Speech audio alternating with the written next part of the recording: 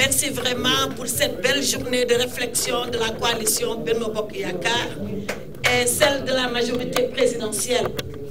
Monsieur le consul, je voudrais vous remercier, vous féliciter, féliciter l'ensemble des personnalités ici présentes et vous dire que si la coalition doit marcher, c'est par là où elle doit commencer. L'action politique, elle se base sur le terrain, elle se déroule sur le terrain. Mais elle ne vaut rien si elle n'est pas précédée de la réflexion. Et voilà ce que vous êtes en train de faire. Et je suis heureuse de vous trouver cadre politique, mobilisé autour de notre projet, ce projet que porte le président Macky Sall pour mettre le Sénégal dans les meilleures conditions de développement. Et nous sommes déjà sur la voie. Depuis 2012 qu'il est arrivé au pouvoir, il a posé des actes extrêmement importants. Nous qui vivons au Sénégal, tous les jours, nous voyons comment le pays se transforme sous nos yeux. Mais vous qui vivez aussi ici, tous les jours, quand vous arrivez, vous constatez mieux que nous les transformations que le pays est en train de subir. Mais ça, c'est le développement. Le développement, c'est le pouvoir. Le pouvoir, c'est la politique. On fait la politique pour aller au pouvoir. On va au pouvoir pour transformer le destin des populations. Donc, sachez que ce que vous faites est la chose la plus importante, la plus noble qu'une personne peut avoir, c'est-à-dire avoir le sens de l'engagement pour son pays, avoir le sens de l'engagement pour ses populations, avoir le sens de l'engagement pour l'avenir, pour le devenir et pour le futur. Donc, je voulais vous féliciter et vous dire que je suis très heureuse de participer à ce séminaire. Je m'excuse auprès du rapporteur qui n'a pas pu prendre la parole. Mais déjà, après avoir entendu Doro, après avoir entendu Marie, après avoir entendu Ouley, je suis sûre que Nyan aussi allait dans la même veine présenter les doléances. Alors donnez-moi le rapport écrit. Donnez-moi le rapport écrit et nous pourrons y travailler, point par point. Nous avons tout à l'heure un rendez-vous avec Monsieur le Premier ministre Édouard Philippe, maire du Havre. Nous allons y aller parce que c'est aussi important dans le sens de notre coopération. Mais je vous assure que nous répondrons point par point à tout ce que vous avez dit. Sur l'état civil, sur la tutelle, c'est-à-dire l'autorité parentale, parce que c'est la loi qui dit que le mari est chef de famille. Donc quand le mari est chef de famille, il a la tutelle légale. Pour qu'on la confère à la maman, il faut son accord. Je sais, c'est beaucoup de difficultés, beaucoup de problèmes, mais ce sont nos traditions et nos valeurs. Un homme qui n'est pas maître chez lui, il est maître nulle part. Donc laissons les hommes être maîtres. Même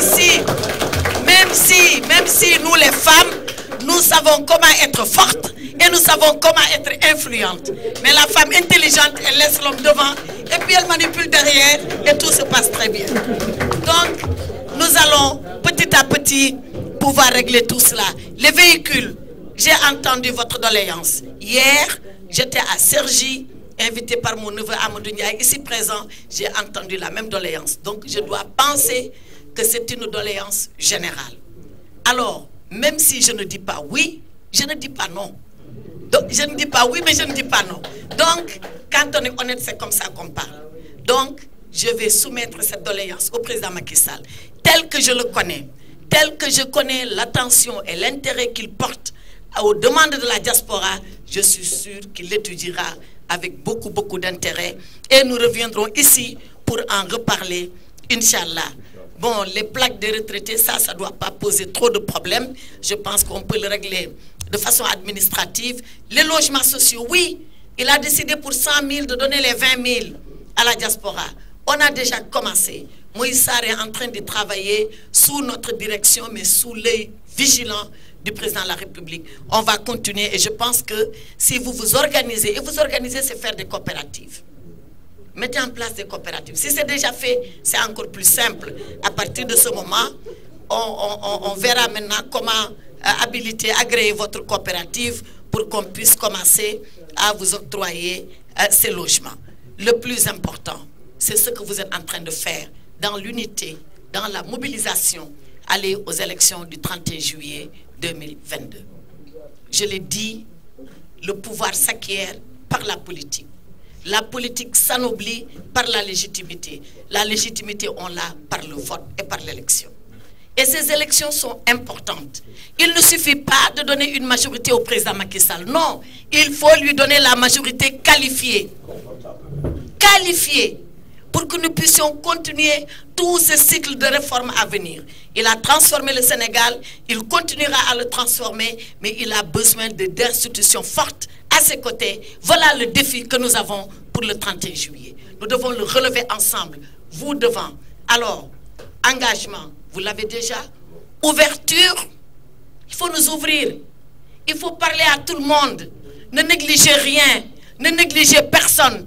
Parce que la matière première de la politique, c'est l'être humain. Si je fais de telle sorte que, Monsieur le ministre Gaye ou Taladaf est frustré, eh bien rien ne marchera. Donc allons vers les gens. Ayons le courage d'aller. C'est beaucoup de courage, hein? Mais mettons-nous en bas, relevons-les, parlons-leur, allons les voir, allons discuter avec eux, sachons c'est quoi leur problème. Même si on ne peut pas tout régler, ce qu'on peut régler, on le règle. Ce qu'on ne peut pas régler, on le règle par la vérité. Il faut le faire. Donc, engagement, ouverture et communication. Moi, j'étais membre du Rotary International. Le Rotary disait avant, il faut faire et se taire. Après, ils ont dit non. Quand tu fais et que tu te tais, personne ne sait que tu as fait. Donc, il faut faire et le faire savoir. Donc tout ce que le président Macky Sall a fait, mais il faut le faire savoir. Il faut le faire savoir. C'est énorme. Tous ceux-là qui parlent, qui occupent les réseaux sociaux, qui racontent leur vie de midi à 14 h, ils n'ont jamais su ce que c'est que gérer même une commune, a fortiori gérer un pays. Ils ne le savent pas. Alors, est-ce que le Sénégal doit aller à l'aventure avec ses apprentis pour encore qu'on recommence un cycle infernal duquel on est sorti déjà depuis très longtemps? Voilà le risque que nous sommes en train de courir. Eh bien, ce risque-là, moi, je le combattrai de toutes mes forces. Je sais que vous le combattrez de toutes vos forces, parce que c'est ça que le président Macky Sall attend de nous. Un cadre politique, c'est un cadre engagé. Un cadre politique, c'est un cadre courageux. Un cadre politique, c'est un cadre convaincu et déterminé, devant qui il n'y a pas d'obstacle. Il n'y a pas d'obstacle en politique. Même les montagnes, on les escalade en politique. Le seul obstacle qu'il y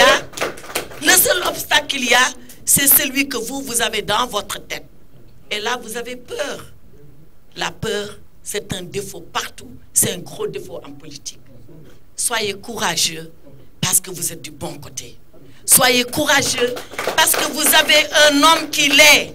Soyez courageux parce que vous avez un homme qui a des résultats. Et ce sont vos résultats parce que c'est vous qui l'avez élu. Soyez courageux parce qu'il n'y a pas de mal, il n'y a pas de honte, il n'y a pas à baisser le regard quand on est avec le président Macky Sall. Redressez-vous, soyez fiers, allez à la conquête du suffrage et soyez victorieux le 31 juillet 2022. Et le président Macky Sall et le Sénégal ensemble, vous en saurez gré. Je vous remercie, monsieur le Président.